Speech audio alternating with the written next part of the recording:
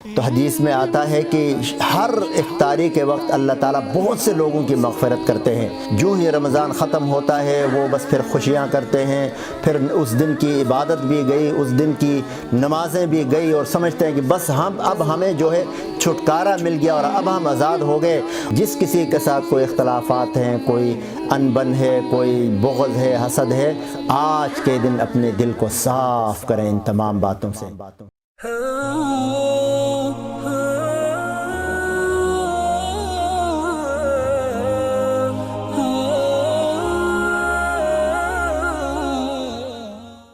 بسم اللہ الرحمن الرحیم۔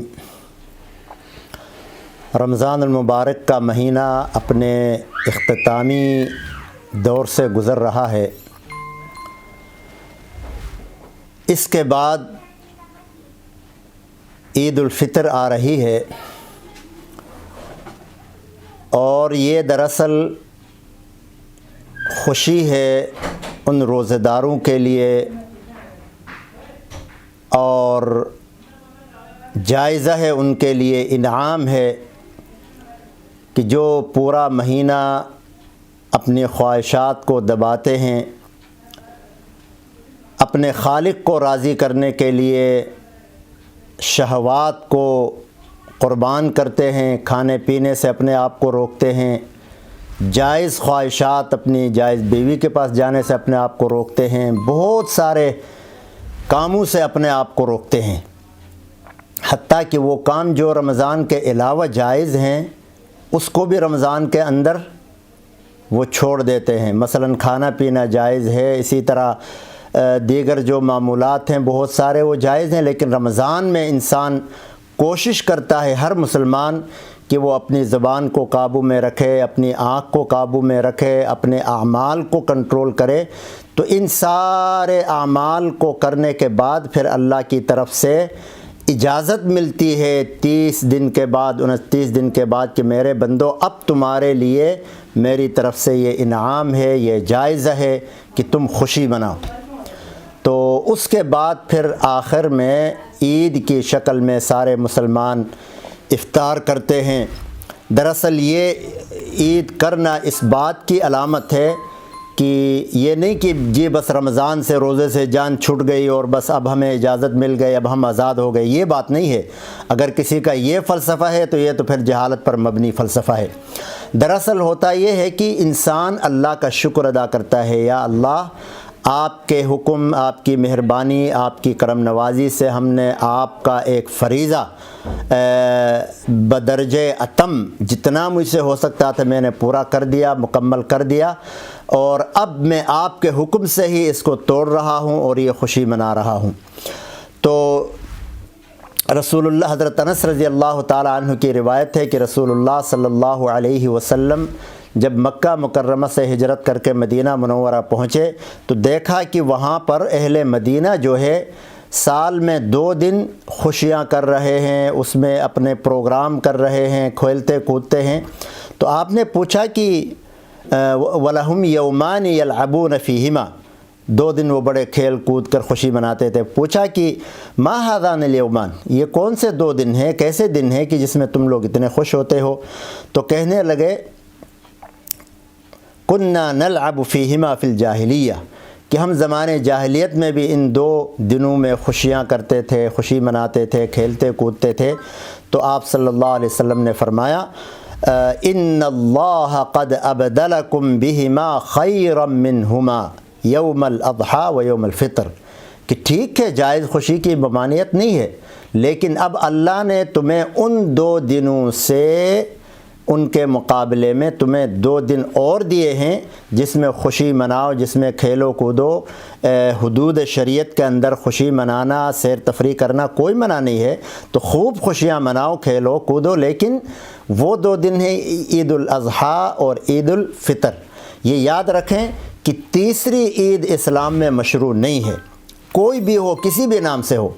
تیسری کسی عید کا کوئی تصور اسلام کے اندر نہیں ہے۔ اسی لیے وہ جو 2 دن خوشیاں مناتے تھے وہ تھے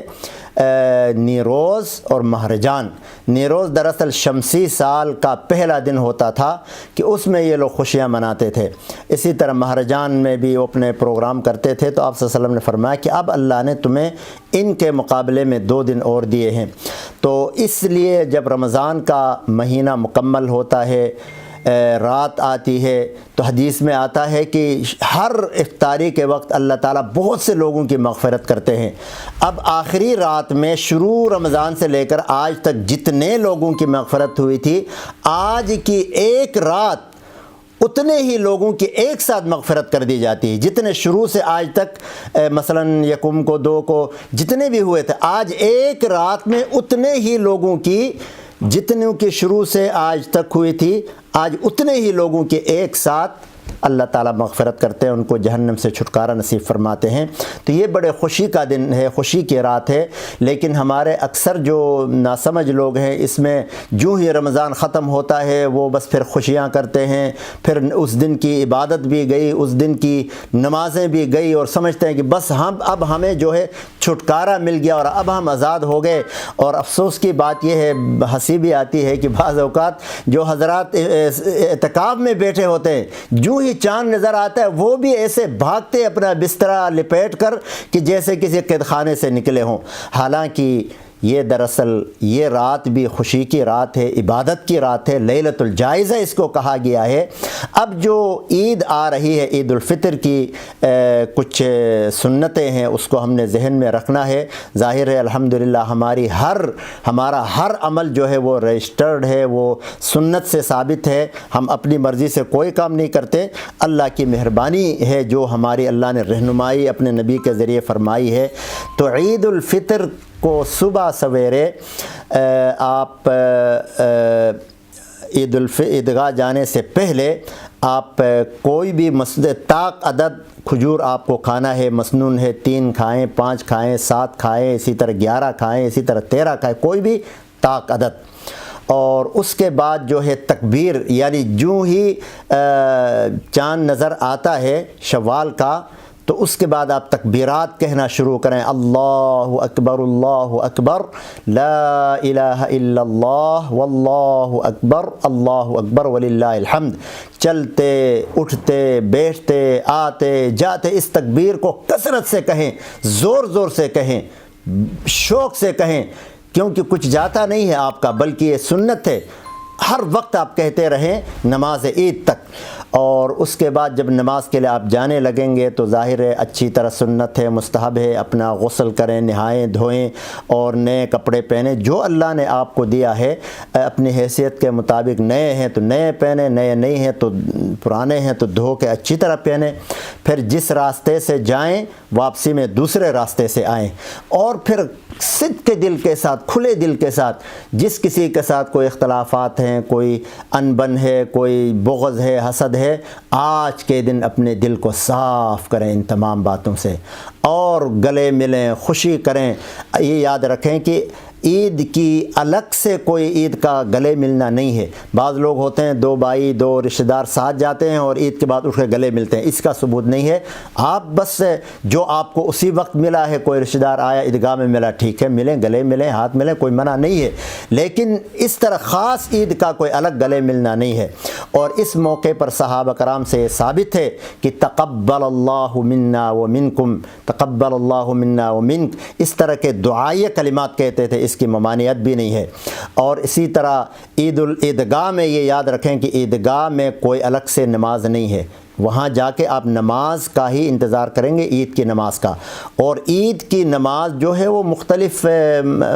جیسے مذاہب ہیں، ہر ایک کا اپنا طریقہ ہے، کہیں واجب ہے، کہیں سنت مؤکدہ ہے۔ اور یہ یاد رکھیں کہ عید کا خطبہ جو ہے یہ احناف کے نزدیک واجب ہے، بقیہ حضرات کے نزدیک یہ سنت مؤکدہ ہے۔ تو عید کے بعد، چونکہ عید کا خطبہ عید کے بعد ہوتا ہے، اس لیے عید کی تکبیرات کا ذہن میں رکھیں کہ خلیج وغیرہ میں جو تکبیرات پڑھی جاتی ہیں وہ تقریباً 12 تکبیرات ہیں۔ یعنی تکبیر تحریمہ کہنے کے بعد 7 زائد تکبیریں امام کہتا ہے اور آپ نے بھی کہنا ہے، اور دوسری رکعت میں بھی یعنی 7 زائد تکبیروں کے بعد پھر قرات شروع ہوتی ہے، اور دوسری رکعت میں بھی تکبیر جو ہے وہ قرات سے پہلے ہوتی ہے۔ البتہ احناف کے نزدیک 6 زائد تکبیریں ہیں، اور اس کی صورت یہ ہے کہ پہلی رکعت میں تکبیر تحریمہ کے بعد 3 تکبیریں، اس کے بعد قرات، اور دوسری رکعت میں قرات کے بعد 3 تکبیریں ہیں رکوع جانے سے پہلے۔ تو اس طرح یہ مسنون اعمال ہیں، اس کا خیال رکھنا ہے اور اپنے دل کو صاف کرنا ہے، بچوں کو ہدیہ دینا ہے، بڑوں سے جا کے ملنا ہے، اپنے دل کو خاص کرنا ہے، خالص کرنا ہے، صاف کرنا ہے، اور اپنے اعمال کی فکر کرنی ہے۔ اللہ تعالی ہمیں عمل کی توفیق عطا فرمائے، اور عید اللہ تعالی بار بار نصیب فرمائے۔ عید کہتے بھی اسی لیے ہیں کہ عاد یعود، یہ لوٹ کر اگلے سال پھر آتی ہے، اور ایک تعریف کے مطابق عید اس لیے کہتے ہیں کہ اس میں خوشی دوبارہ آتی ہے۔ اللہ تعالی ہمیں ایسے ہزاروں عیدیں نصیب فرمائے۔